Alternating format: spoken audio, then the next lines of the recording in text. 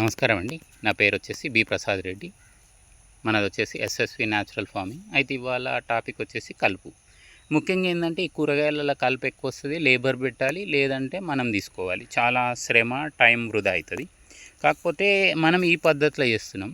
చూడండి, ఇక్కడ వచ్చేసి 40 సెంటీమీటర్స్కి ఒక డ్రిప్ లైన్ వేసేసి ఇక్కడ మనం ఒక దగ్గర నారు పోసుకొని ఇక్కడంతా ఈ కాశీ టమాటా పెట్టుకున్నాము. 40 సెంటీమీటర్స్కి ఒకటి, ప్లస్ ఇంకొకటి 2 ఫీట్ దూరంలో ఒక ల్యాడర్ వేసుకొని అదే డ్రిప్ది పైప్ వేసుకొని 40 సెంటీమీటర్స్కి అది వంకాయ పెట్టుకుంటాం. ఈ మధ్యలో 2 ఫీట్ ఉంటుంది. అంటే ఈ సైడ్లో అటు ఇటు వంకాయకు ఇటు టమాటాకు మధ్యలో 2 ఫీట్ గ్యాప్ ఉంటుంది. ఇందులో మనకు కలుపు ఎక్కువ ఇబ్బంది వస్తుంది. కాబట్టి అక్కడ కూడా ఒక డ్రిప్ లైన్ వేసేసుకొని ఇక్కడంతా పాలకూర వేసుకున్నాం.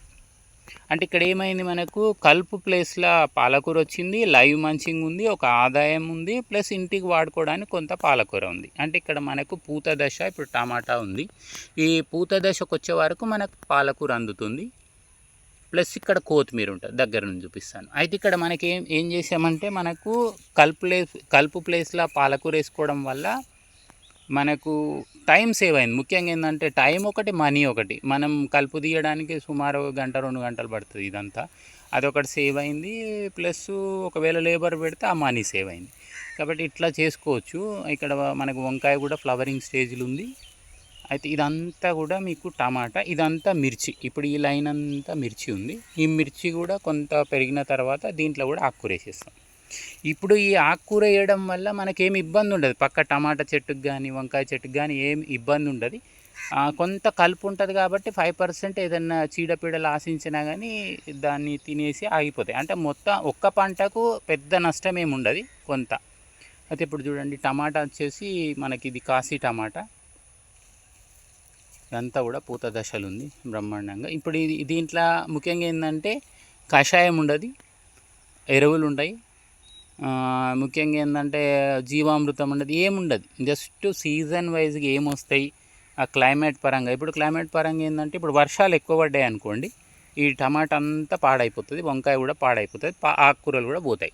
ఈ వర్షాకాలం ఎక్కువ మనం ఏం వాడినా కానీ దాదాపుగా డ్యామేజ్ అయితే అవుతుంది. అయితే మనం ఏం చేస్తామంటే ఇదంతా కూడా 15 రోజులకు ఒకసారి నారు పోస్తాము. 15 రోజులకు ఒక మడి పెట్టుకుంటూనే ఉంటాం. ఇప్పుడు చూడండి, అట్లా టమాటా దీనికంటే ముందు ఉంది.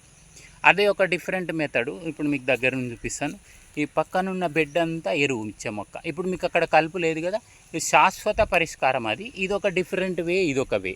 అంటే మనకు ఆకుకూరలు కావాలి, దానికి కలుపు రావద్దంటే ఈ విధంగా చేసాము.